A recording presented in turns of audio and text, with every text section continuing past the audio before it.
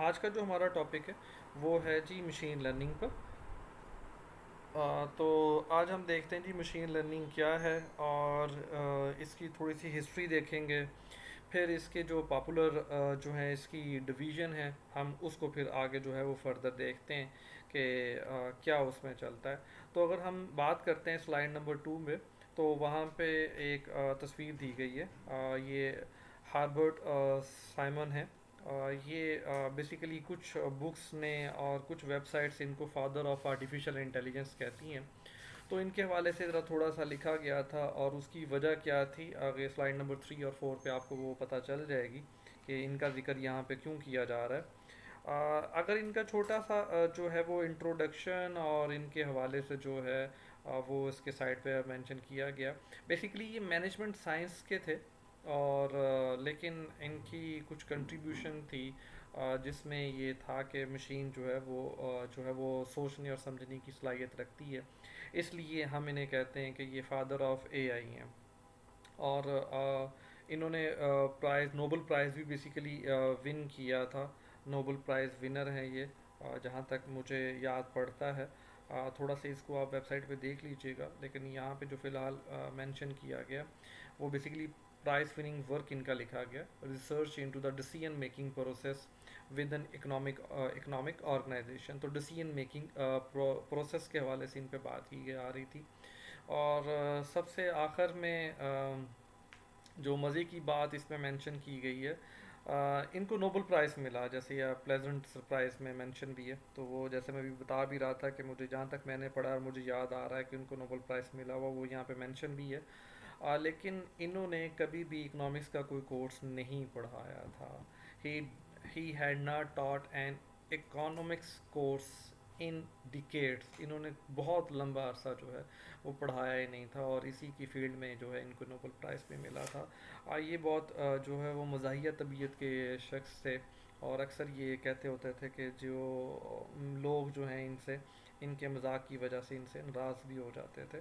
तो इनकी हम क्यों बात कर रहे थे, तो स्लाइड नंबर अगर आप 3 पर आते हैं तो वहाँ पे हम इन्होंने एक बात की थी कि लर्निंग क्या होती है।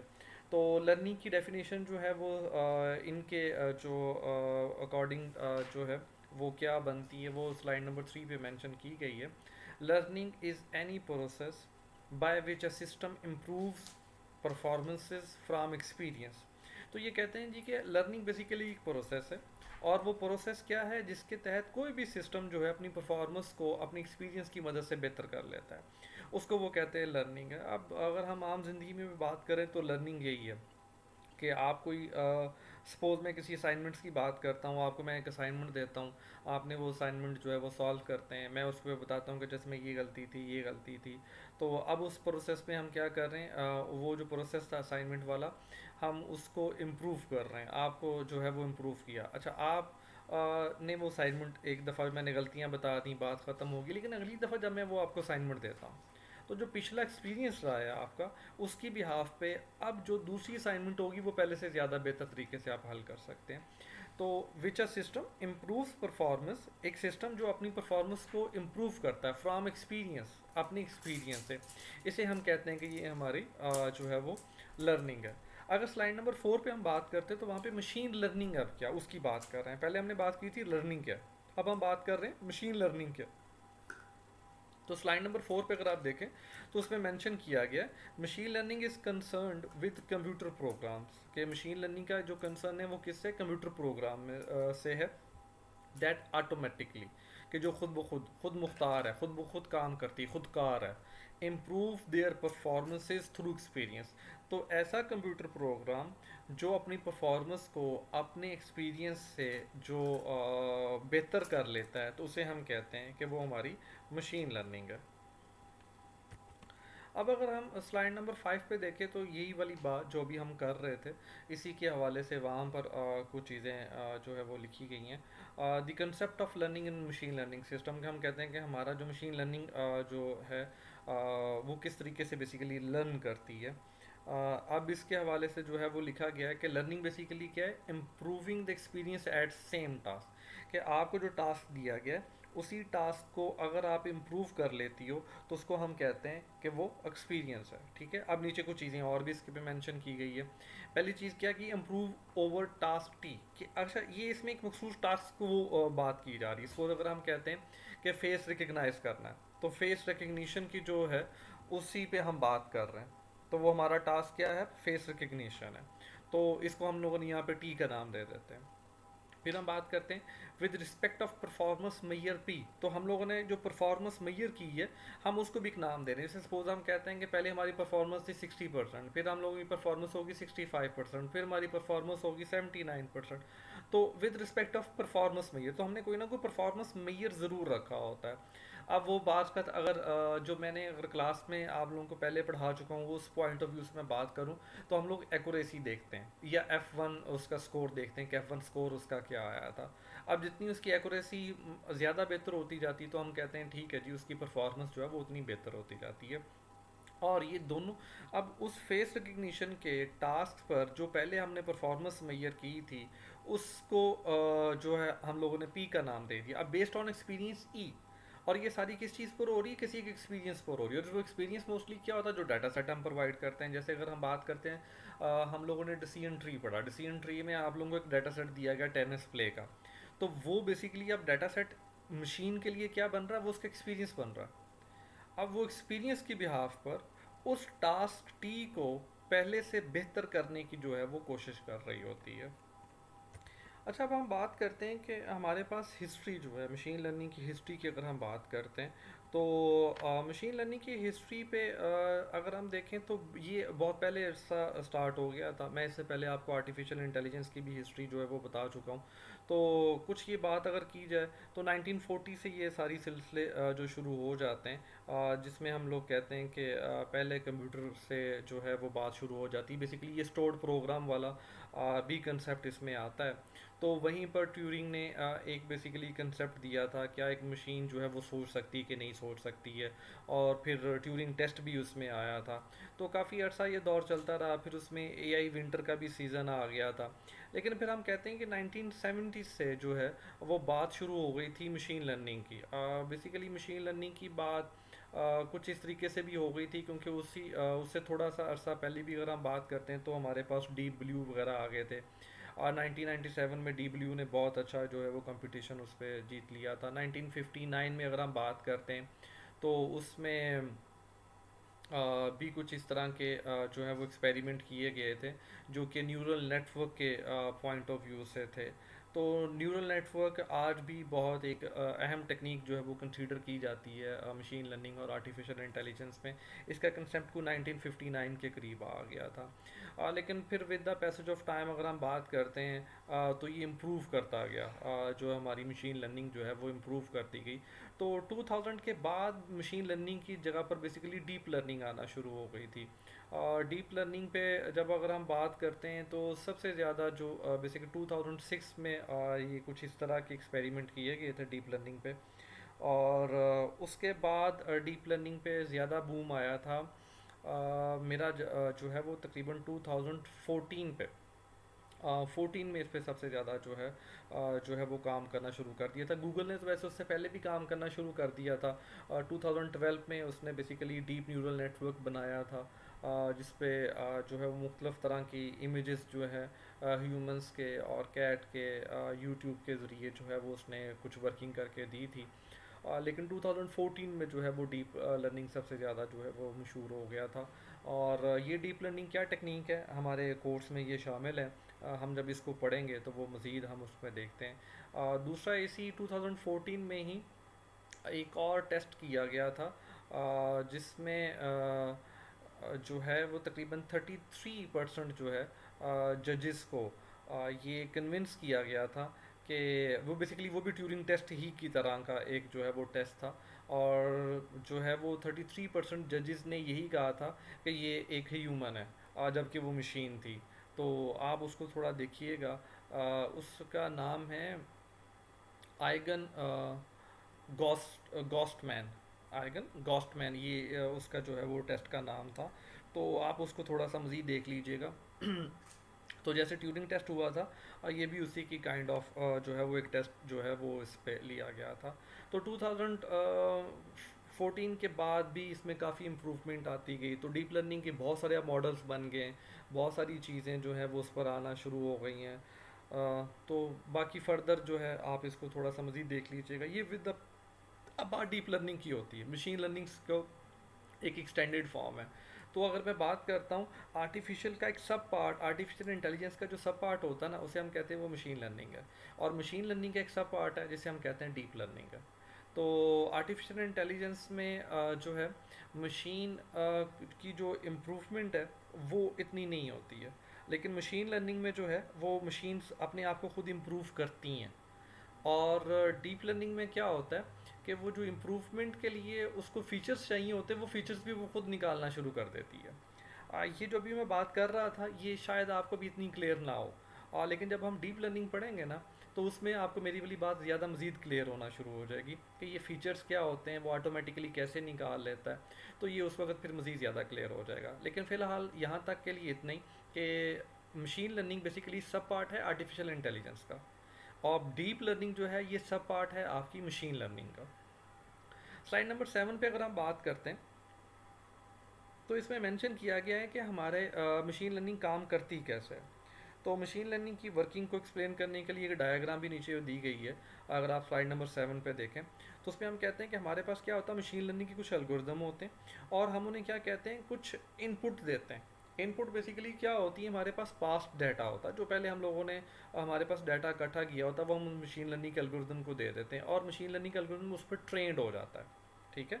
अब वो ट्रेंड जब हो जाता है तो वो क्या करता है, वो अपनी एक लॉजिक बिल्ड कर लेता है, जिसे हम कहते हैं बिल्डिंग लॉजिकल मॉडल्स। अगर यहाँ तक के लिए मैं आपको समझाऊं, तो हम लोगों ने क्या किया था, हम लोगों ने डाटा सेट ढूंढा उसका आयरस का, या हम कहते हैं कि हमने डाटा सेट लिया टेनिस प्ले का, हम लोगों ने डाटा सेट लिया क्लासिफिकेशन का, कैट और डॉग का, कोई एक डाटा सेट हमने लिया। तो जैसे हमने पहले बात की थी एक टास्क को इम्प्रूव करता है, तो इनमें से किसी एक टास्क की हम बात कर लेते हैं। मैं उसकी बात कर लेता हूँ टेनिस प्ले की, क्योंकि वो रिसेंटली हमने डाटा सेट यूज़ किया अपनी एग्जाम्पल्स में पिछले लेक्चर्स में। तो वो डाटा सेट हमने दे दिया मशीन लर्निंग के एल्गोरिदम को। अब वो एल्गोरिदम हमारे पास कहाँ क्या था, हम कहते हैं हमारे पास डिसीजन ट्री एल्गोरिदम था। अब उस एल्गोरिदम के बिहाफ पे उसने जो है अपने आप को ट्रेंड कर लिया। अब वो जो ट्रेंड किया तो वो बेसिकली क्या किया, उसने वो ट्री बना लिया, जैसे कि आप लोगों ने भी लास्ट टाइम जो है वो एग्जांपल में ट्री बना लिया था। अब उस ट्री को जो वो बना लिया उसे हम क्या कहते हैं, उसने वो मॉडल बिल्ड कर लिया। ठीक है। वो जो ट्री बनाना क्या था हमारे पास, वो मॉडल जो हम कहते हैं बिल्ड कर लिया था। अब उस मॉडल के बिहाफ पे जब हम कोई नया डाटा देते हैं, कोई भी नया हम उसको डाटा देते हैं, तो वो हमें उसकी प्रोडिक्शन करके बता देता है। तो वो जो प्रोडिक्शन हमें करके देता है वो हमें हमारी क्या कहलाती है, वो हमारी आउटपुट कहलाती है। अगर हम स्लाइड नंबर 8 पे देखें तो हम कहते हैं कि हमें मशीन लर्निंग की ज़रूरत पेश क्यों आई, या फिर ऐसा क्या था कि हम लोगों ने मशीन लर्निंग की जो है वो हमें ज़रूरत पेश आ गई। तो इसमें सबसे पहली बात क्या थी, rapid increment in the production of data. Data with the passage of time बहुत ज़्यादा जो है एक्सपोनेंशियली ग्रो कर रहा है। और देखें मैंने एक दफ़ा पहले भी जिक्र किया था कि डाटा से मतलब कल अकेला जो वो टेक्स्ट नहीं होता। आपकी साउंड डाटा है, मैं आपसे बात कर रहा हूँ ये डाटा है, आप लोगों को बाद में वीडियो मिल जाती है ये एक डाटा है, आपको तस्वीर मिलती है तस्वीर एक डाटा है। तो डाटा मुख्तलिफ फॉर्म्स में होता है जो कि बहुत ज़्यादा तेज़ी से अब बढ़ता जा रहा है। अब इतने ज़्यादा डाटा में से अपनी मतलूबा चीज़ को निकालना और उससे पैटर्न बनाना और उससे डिसीजन मेकिंग करना, इसके लिए एक इंसान के लिए ये सब कुछ करना मुश्किल था। इसलिए फिर मशीन की ज़रूरत पेश आई कि हमारे बिहाफ पे ये काम जो है वो मशीन करना शुरू कर दे। इसी तरीके से इसकी बाकी भी जो है वो लिखी गई हैं कि ये क्यों मशीन लर्निंग की हमें ज़रूरत पेश आई। आप इसको एक दफ़ा जो है वो खुद से पढ़ लीजिएगा। अगर फिर भी फर्दर कोई आप लोग बात करना चाहते हो तो हम लोग अगले लेक्चर में इस पर बात कर लेंगे। अगर हम बात करते हैं स्लाइड नंबर 9 पे क्लासिफिकेशन ऑफ मशीन लर्निंग, तो मशीन लर्निंग को हम तीन हिस्सों में जो है वो डिवाइड करते हैं। पहले हम डिवाइड करते हैं सुपरवाइज लर्निंग में, दूसरा हम बात करते हैं अनसुपरवाइज लर्निंग में, तीसरी हम बात करते हैं री इन्फोर्समेंट लर्निंग पे। तो हम अपनी मशीन लर्निंग के एल्गोरिदम को तीन तरीके से जो है वो डिवाइड करते हैं, सुपरवाइज, अनसुपरवाइज और री इन्फोर्समेंट। अगर मैं बात करता हूँ आपसे सुपरवाइज लर्निंग क्या होती है, तो सुपरवाइज लर्निंग के लिए अगर आप स्लाइड नंबर 10 पे देखें, तो सुपरवाइज लर्निंग बेसिकली ये होती है कि हम उसको एक डाटा देते हैं, उस डाटे के ऊपर लेबल लगा होता है ऑलरेडी, वो लेबल की बिहाफ पे चीज़ों को कंप्यूटर समझना शुरू करता है। अब जब उसने वो समझना शुरू कर दिया तो बाद में वो अपनी टेस्टिंग भी करता है। अगर वो टेस्टिंग में भी उसको लेबल मिल जाता है, अब जो कंप्यूटर हमारा फैसला करता है वो उसको कंपेयर करता है जो ऑलरेडी लेबल दिया गया होता है। अगर तो दोनों जितने परसेंट मैच करते हैं हम कहते हैं उतने परसेंट वो एक्यूरेसी है। तो यहाँ पे पहले हमने उसको लेबल दे दिया, उस लेबल की बिहाफ पे वो अपने अपनी परफॉर्मेंस को जज कर रहा है, इसलिए हम उसे कहते हैं ये सुपरवाइज लर्निंग है। जैसे अगर हम बात करते हैं टेबल टेनिस की, तो आखिर में हमने येस नो जो पहले डाटा सेट दिया उसके आखिर में हम लोगों ने लिखा हुआ था येस नो। तो हमने क्या किया, वो बेसिकली लेबल लगाया हुआ था कि अगर ये वाले फीचर्स थे, ह्यूमिडिटी जो है वो स्ट्रांग थी, टेम्परेचर हाई था और सनी जो है वो इज था, तो उस पर क्या करना है, ये हम लोगों ने उसको वैल्यूज़ दे दी फीचर्स की। तो उसे बता दिया कि इस पर क्या करना है आप लोगों का जो है वो है जो लेबल है वो हम लोगों ने क्या उसके ऊपर जो है वो यस है। अब वो जो हम लोगों ने लेबल दे दिया जो एंड में यस नो लिखा हुआ था बेसिकली उसका लेबल था। अब हम कहते हैं कि टोटल हमारे पास रिकॉर्ड से 14 में से जो है वो हम लोगों ने 10 रिकॉर्ड्स फिलहाल अपने एल्गोरिदम को दे दिया, और वो एल्गोरिदम हम लोग कहते हैं कि हमारे पास था डिसीजन ट्री का।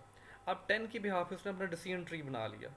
अब बाद में जो फोर्थ है वो टेस्टिंग के लिए यूज़ करता है कि ठीक है जी, वो उन 4 के फीचर्स जो थे उनको अप्लाई करेगा अपने ट्री के ऊपर और देखेगा उसका जवाब क्या आया। अब चूंकि हमने भी उसका जवाब ऑलरेडी दिया हुआ था, कंप्यूटर का निकला हुआ जवाब और जो हमने जवाब दिया हुआ वो उसको आपस में कंपेयर करता है। कंपेयर करने के बाद वो उसको समझ आएगा कि इस तरीके से अगर मैंने जो अपना वर्किंग की है इसकी एक्यूरेसी कितनी आती है। यहाँ पे चूंकि लेबल ऑलरेडी प्रोवाइडेड थे तो इसलिए हम कहते हैं कि ये सुपरवाइज लर्निंग थी।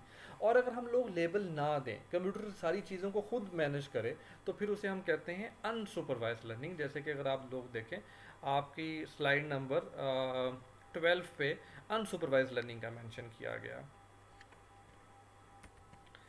तो अगर हम बात करते हैं सुपरवाइज लर्निंग की जो है मेजर कैटेगरीज, वो आपकी स्लाइड नंबर 11 पे दी गई है। इसमें एक क्लासिफिकेशन है, एक रिग्रेशन है। क्लासिफिकेशन दो चीज़ों में ढूंढना, किसी एक का फैसला करना, वो चीज़ें दो या दो से ज़्यादा भी हो सकती हैं, तो उसमें हम कहते हैं वो क्लासिफिकेशन है। जैसे हमने बात की थी टेनिस खेलना कि नहीं खेलना, ये तस्वीर जो है वो एक डॉग की है या कैट की है, ये क्लासिफिकेशन है। आपको एक डिजिट दिया गया, उसमें से फाइंड आउट करना कि ये कौन सा डिजिट है, ये क्लासिफिकेशन है। रिग्रेशन बेसिकली क्या होता है, जिसमें कंटिन्यूस वैल्यू आती हैं। और जैसे सपोज हम कहते हैं कि एक घर है, वो 5 मरले का है, उसकी कीमत जो है वो 5 लाख है।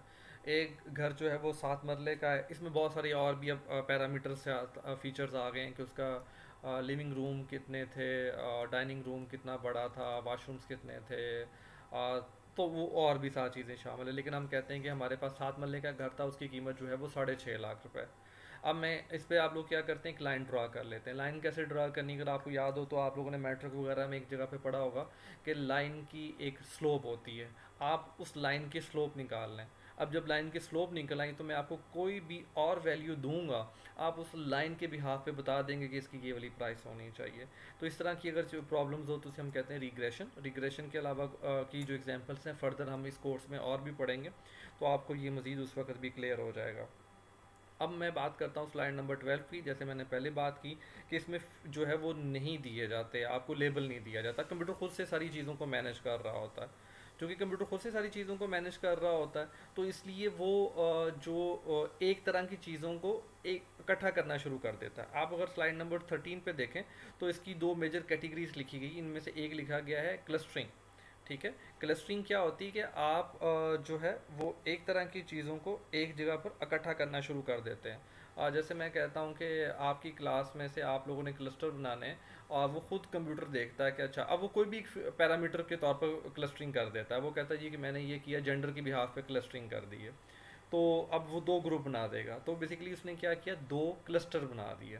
अच्छा, इसी तरीके से उनकी आपस में तल्लक क्या, एक स्टूडेंट का दूसरे स्टूडेंट के साथ जो एसोसिएशंस हैं, अगर वो इसको भी देखें तो फिर हम कहते हैं कि वो एसोसिएशंस हैं। अनसुपरवाइज लर्निंग के बाद जो अब हम बात करते हैं वो बेसिकली है री इन्फोर्समेंट पे। तो री इन्फोर्समेंट के हवाले से जो बात है वो आपकी स्लाइड नंबर 14 पे लिखी गई है।